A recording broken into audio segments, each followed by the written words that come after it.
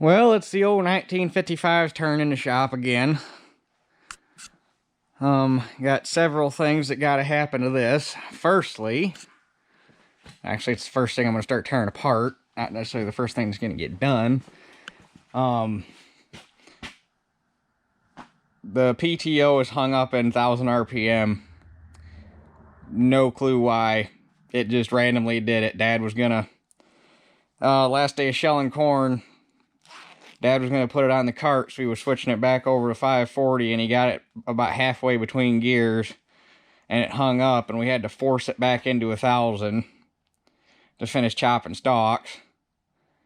And you put a bolt in a shift rail, and you can jiggle it, and when you're turning the PTO, you can feel the gears jiggling, but the damn thing won't go, and I don't know what the hell could go wrong, because there's literally nothing in there. It's just a shift rail with a fork on it that goes around a collar on a gear, and all you're doing is sliding a gear. So I have no clue. It's got to be something screwed up with the plunger that makes it where you can't shift it into 1000 with the 540 shaft in. But got to get that off to do some exploratory surgery to figure out what I need for parts, if anything. I'm hoping it's just something stupid, but so that's the first thing that's got to do. I want to get that off by tomorrow at the latest. That way Saturday we can get parts ordered and have everything here before Christmas screws up all the shipping. The second big project is the front axle getting rebuilt, because this spindle is fucked up. And the whole axle's tired. The bushings are all whopped out and everything, but this spindle's messed up. At some point, somebody must have dropped this thing in a chuck hole or hit something with it, or something bad happened, because they screwed up the splines in the pitman arm. They screwed up the splines on the spindle. When we got it, the tie rod was all bent up and straightened out and welded back together, and it was a mess. So this side of the axle took a big hit at some point.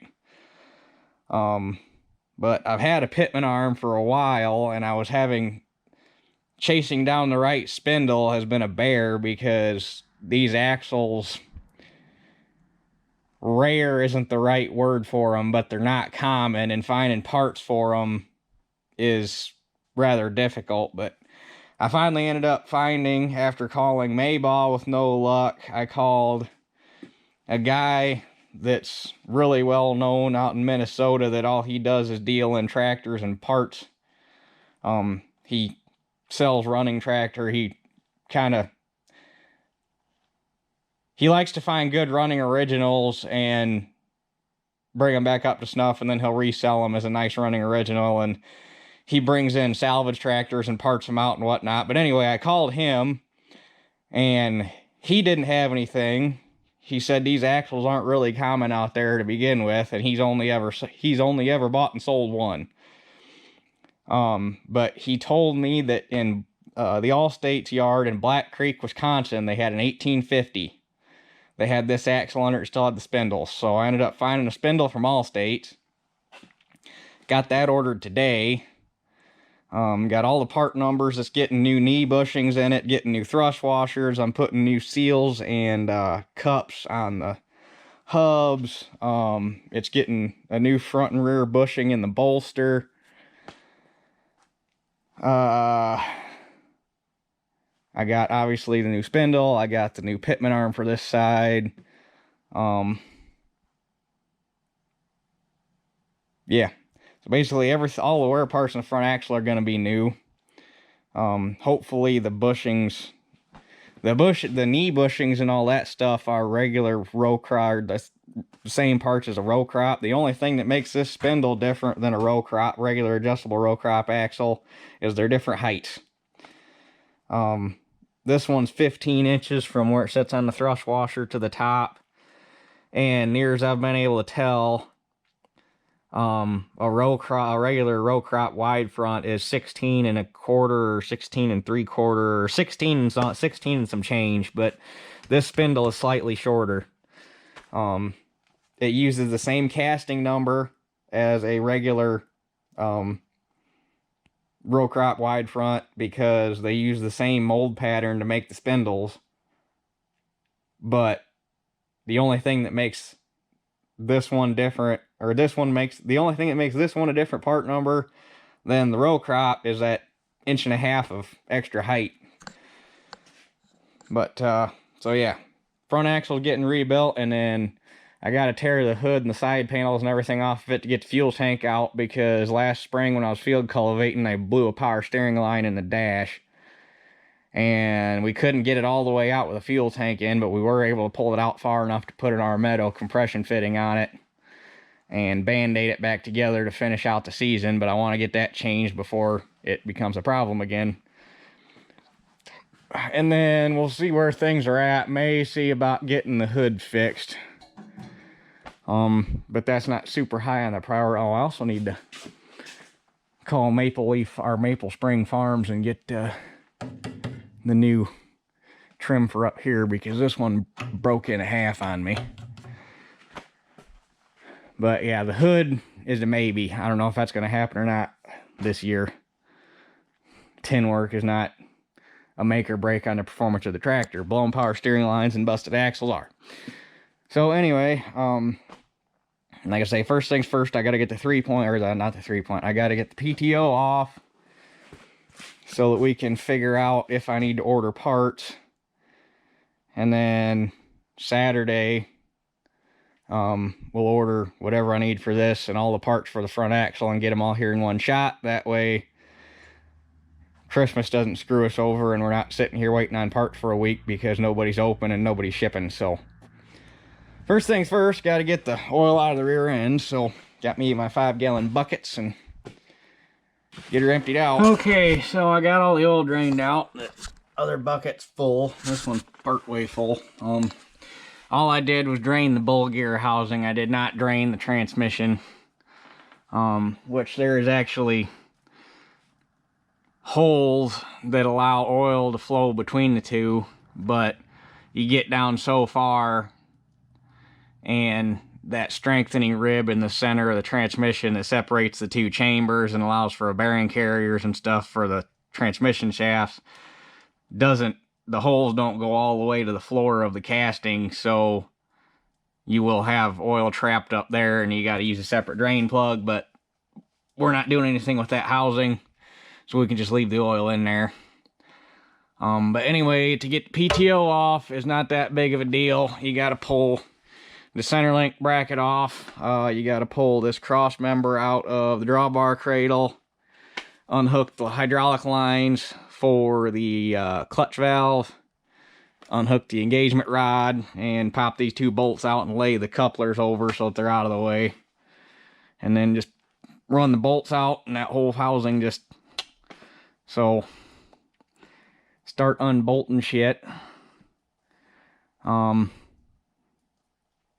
I don't really know how much I should show here because the video is gonna, it's really just you unbolt that, you unbolt that, you unbolt that, lay everything out of the way, and that's it. So I might just get everything off camera, and then when I actually go to pull the PTO off, we will video that.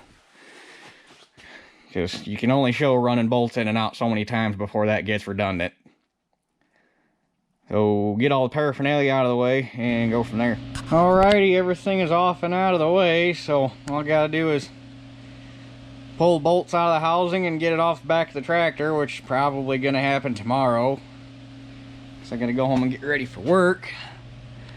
The lines for the clutch valve are always free for oil.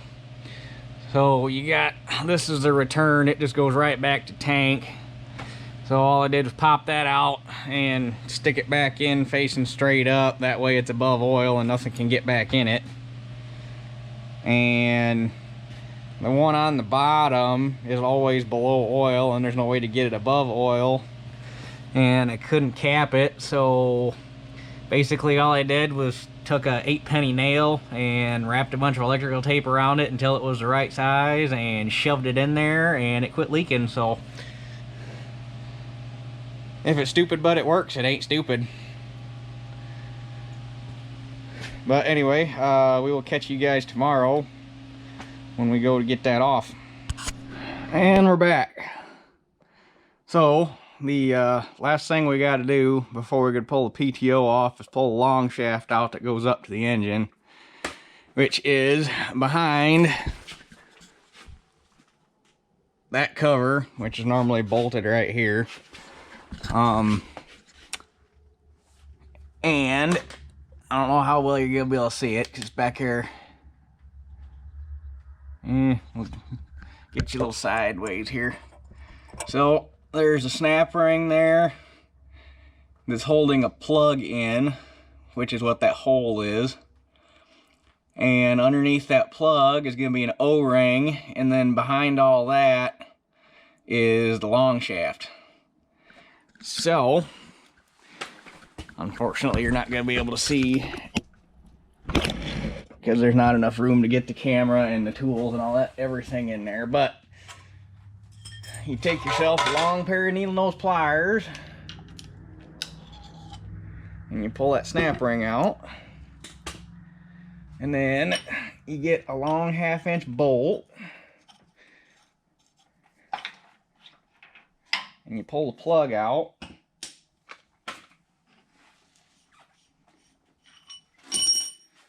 and then you need a seal pick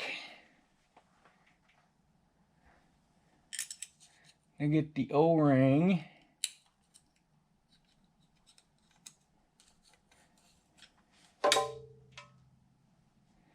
And then you take your long 1/2 inch bolt, and there is a hole in the back of the PTO shaft.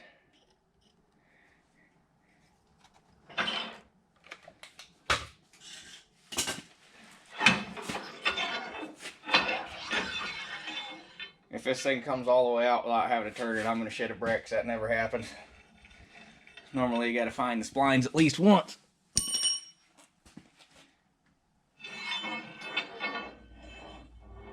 Damn it.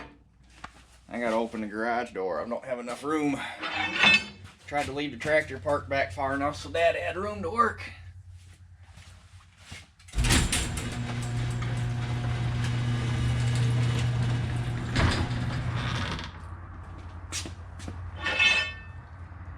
And then there you go.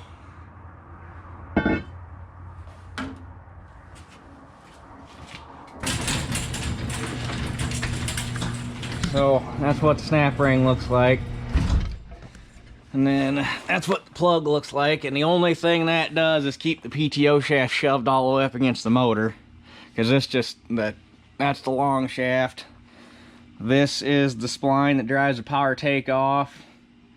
That's the spline that drives the transmission lube pump, and the both transmission lube pump and the bevel gears that run the hydraulic pump. And then that's the spline that engages the back of the flywheel. So, but this shaft just floats in there a little bit, and all that plug does is keep it up where it belongs. So yeah, wipe that down with a rag so it ain't all covered in oil, and we're ready to pull power takeoff again. So we got several things going on here. There is locator dowel pins that this thing sits on here and there, and then it's got 1, 2, 3, 4. It's got 7 1/2 inch bolts. 2 in the top, 3 in the bottom, 1 on each side. And then it's got 5/8 taper head. Basically, they look like lug bolts. 4 of them, 2 on each side, that also help locate it.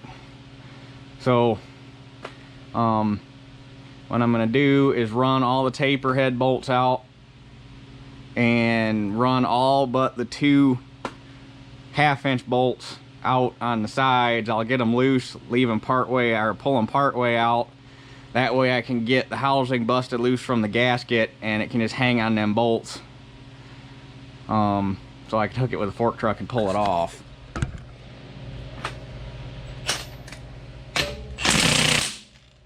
Oops. Damn no, he's using an extension on an impact. Eh, go blow me. Anybody ever see... Actually, I think it was on TikTok, which I don't watch TikTok, I hate it, but I got buddies that watch it and send me crap all the time. But they sent me this one. It was a guy said how to turn your chrome sockets into impact sockets, and he was spray painting his chrome sockets black. I laughed my ass off at that. I don't know why it was so funny.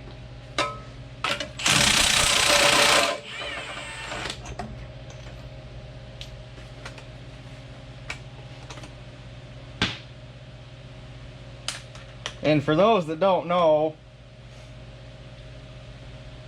the biggest reason that they don't want you using chrome socket, or that you're not supposed to use chrome sockets on an impact, is not because it's dangerous, because the sockets are going to blow up. You're not going to explode a socket, you're going to crack it.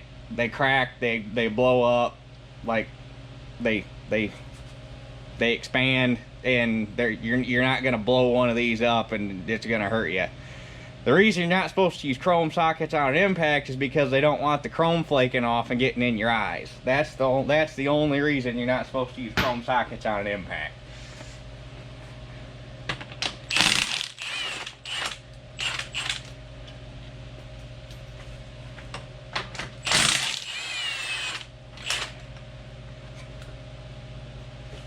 Now, it is a legit concern, and I don't like using chrome sockets on impact. Although we still do, because sometimes you need a shallow well socket, and all of our impact sockets are deep well. But that being said, when I'm using chrome sockets on an impact, I'm also not hammering on them. You know, damn it, gonna need a wrench for that one.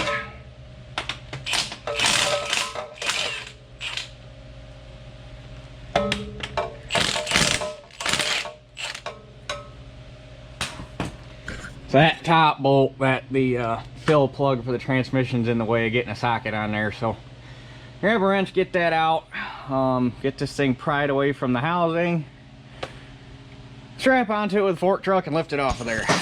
So, quick public service announcement, to make your life easier for getting this thing off. And I don't remember fighting it this hard last time I got it off. I remember I got it off with a gasket scraper, but this time that did not want to work. So, in trying to figure out how to jack this thing off of there, I was like, well, I got this bolt hole here for the center link bracket. It just so happens to be in line with the hole for the fill port.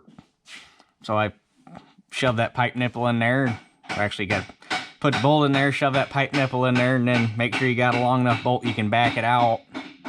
And I just bucked that bolt up against that piece of pipe and pushed it right off the rear end. That worked pretty slick, not gonna lie.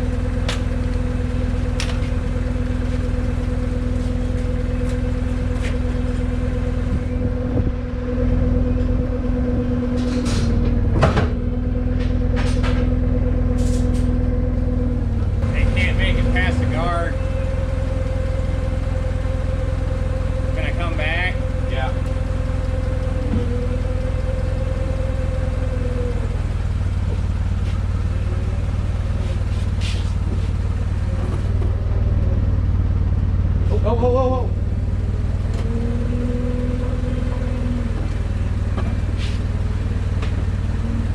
About ready to lose your strap. Take it easy.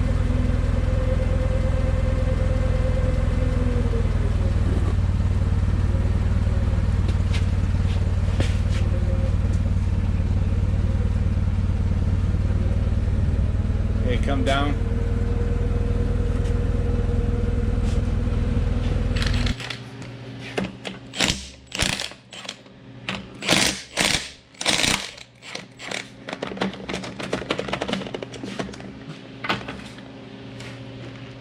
Oh, that is not a 3/4 socket. That is a 3/4 socket. Fits a little better.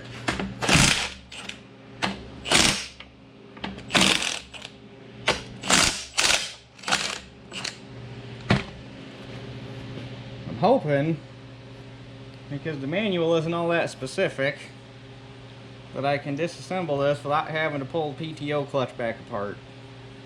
I hope. I think I can. I don't see why I can't, but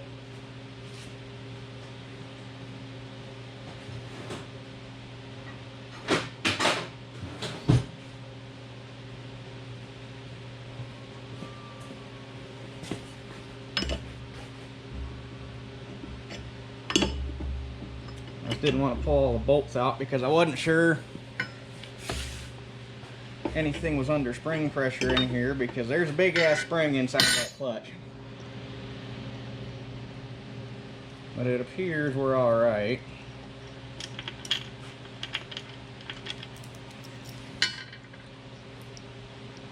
Be a bad day if I have a spring that big, shoot 150 pounds of cast iron at your face.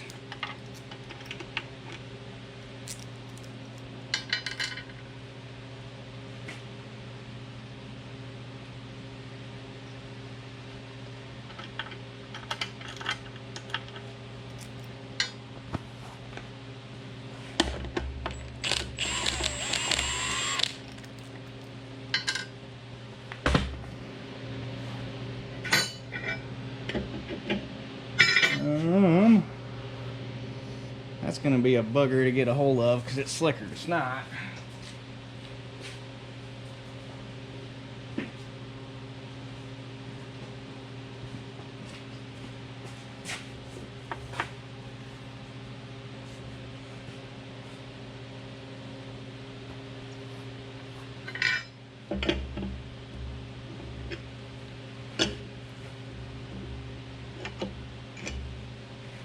I got it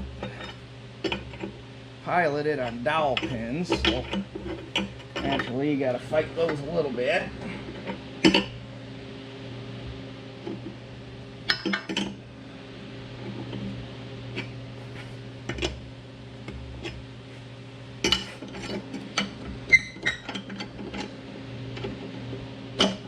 Come on, you bugger. That bottom one's a fighter. The top one's coming out fine.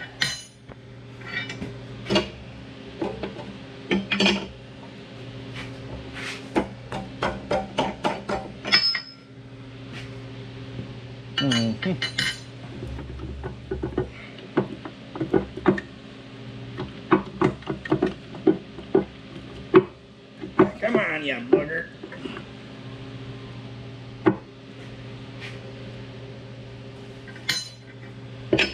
Thought I had it free. Oops.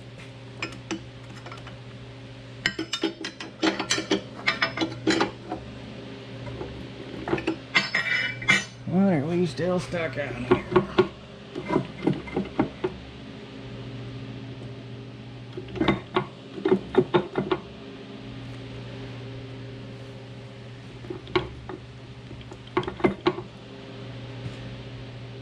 Shouldn't be stuck on anything. I don't believe. Well, that got out of hand quick. Like I was afraid of, ended up having to pull the PTO clutch drum apart to get the shaft off, or to get the bearing support off. And the only reason I had to is because everything will slide past except for that bearing right there. You got to take this gear off first before that bearing will come past the gear. So this thing's built in layers, unfortunately, but either way, it's apart now. And for some reason, the damn shift collar is stuck, and I do not know why. So we need to get that thing off of there so that we can inspect the teeth and see exactly why it's hung up. Well, I am literally, I no fucking clue what the hell was wrong with it. Took a dye bar, worked around it, got it popped off. Nothing fell out. The teeth are, and don't mind the shit from the rag because I was wiping it a little bit, but I mean, the teeth are flawless. There isn't a mark in them. There isn't a mark in the teeth on the spur. There's not a mark in the teeth on either gear. And you slide this thing back on there, nada. And the shift rail was free. It was wiggling around. I cannot explain it. The only thing I can think is, try as I may, because when, for those that didn't catch it, I can't even remember what video I talked about it in, but last year I had this thing tore apart because the PTO brake failed. Actually, the backer on the drum failed.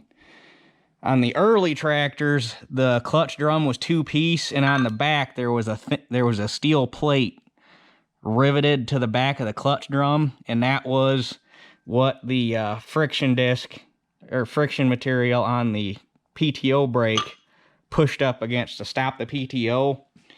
Well, when that started to get thin, it would knock the rivet heads off, grenade the PTO clutch lining, and the PTO wouldn't quit running, which is what happened to this. So I ended up having to buy a new clutch drum and a new PTO brake. But there was parts of PTO, I mean, that doesn't look like a lot of lining material, but that shit got it was everywhere in that rear end. And we flushed it. I drained all the oil, flushed it with diesel fuel, put new oil in it. We checked every nook and cranny we could to try to get all those pieces of lining out of there, because at the same time I rebuilt the hydraulics on this thing, so the top cover was off so we could see everything. But the only thing I can figure is maybe there was a little teeny tiny hunk of clutch lining still floating around in there, possibly inside the PTO housing somewhere, and it just got lucky to get stuck in one of these teeth, because it was only stuck on like 1 or 2 teeth, because I could wiggle it, like I could rock it, but I couldn't pull it off. So the only thing I could figure is there was a hunk of shit stuck in 1 or 2 teeth, and it froze it on that spur and wouldn't let it shift. But it's fine now. So luckily nothing was broke or screwed up or anything like that.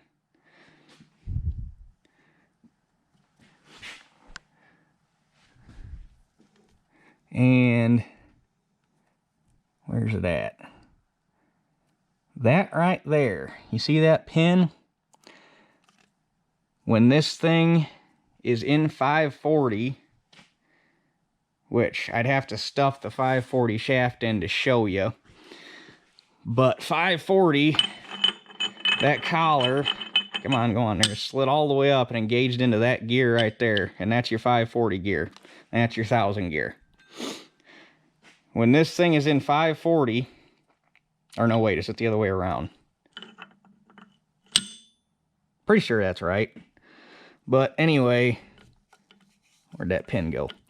That pin right there, yeah, it has to be that way because it's when it's in 1000. Right? because it's in for 1,000 and out. Yep. Because it's in for 1,000 and out for 540. So yeah, 540 would be forward. So when, see that plunger right there? There's a spring and a snap ring and all that shit's in there. When the 540 shaft is in, the stub shaft is longer than the 1,000 shaft, and it pushes that plunger back, which pushes that pin up, which will not let this collar shift back and engage the 1,000 gear, because the 1,000 gear rides right here. That way, you cannot have it shifted into 1,000 with the 540 shaft in and damage something that's supposed to run at 540. Now, you can shift it into either one with the 1,000 shaft in, because you're not going to hurt anything that's 1,000 RPM. If you spin at 540, it just, chances are, it probably ain't going to work for shit because it's spinning too slow. But you can damage something that's supposed to run 540 by spinning it too fast. So that's why they have that lockout.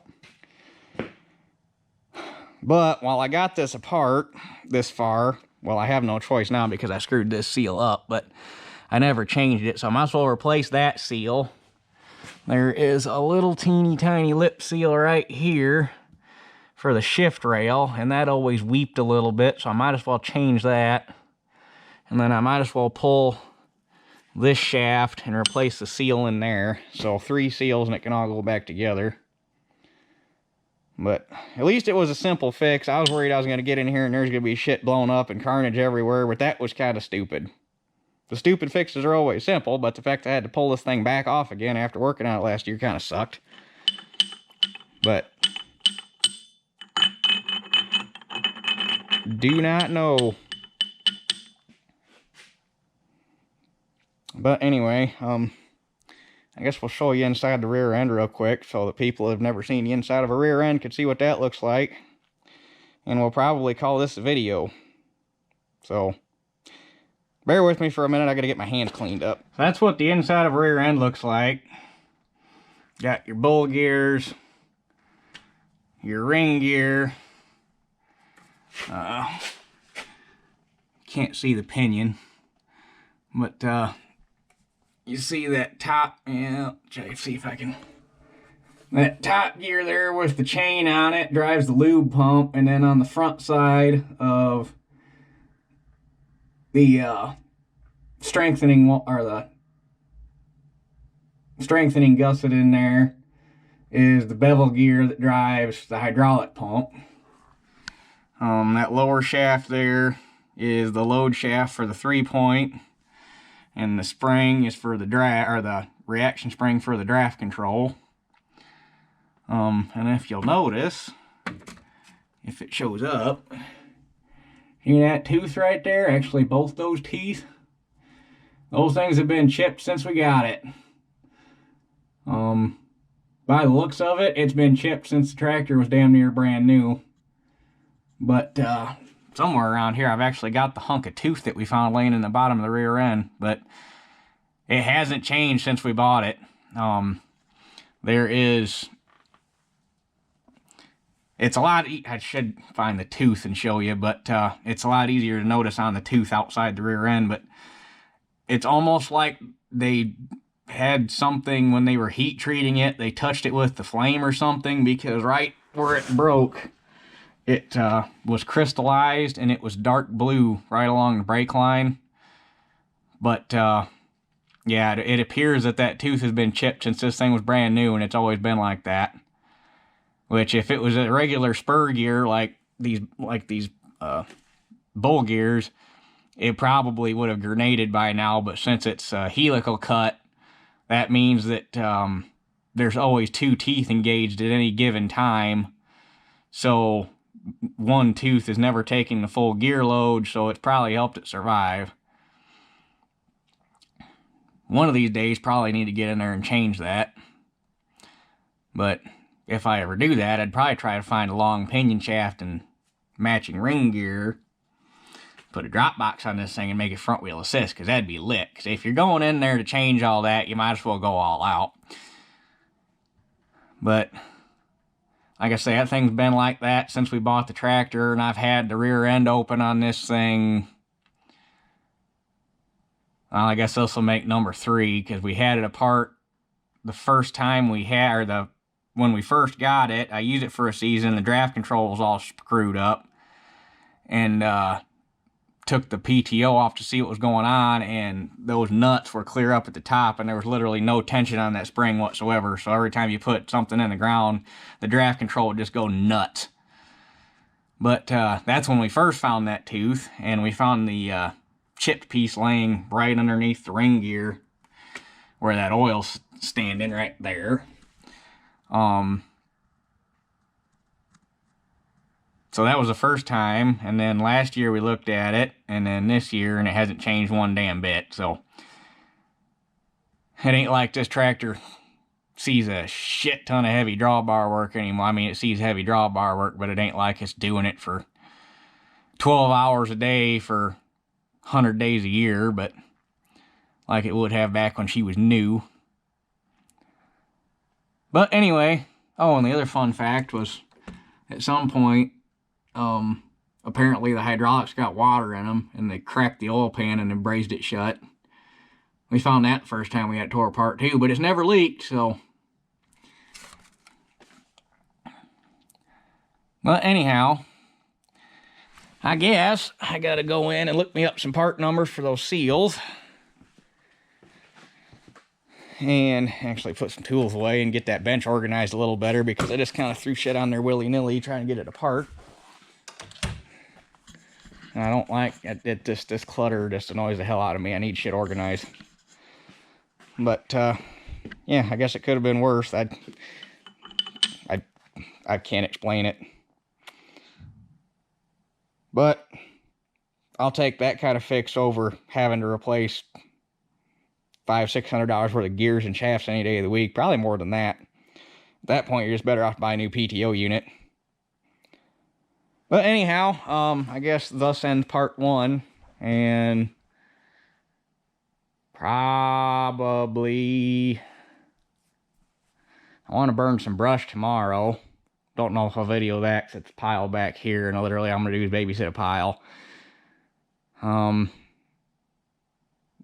Might burn brush Sunday, because I ain't going to have parts for this thing until probably at least Tuesday, so we got a couple days to burn of outside projects. So I don't really know what we'll be seeing. I got an idea for a video I want to make, and it'll be a shorty, but I want to experiment and see how people respond to it. So I might make that, and might throw that up tomorrow afternoon. But anyway, that's enough rambling. I guess that's it for this one, and we'll catch y'all on the next one.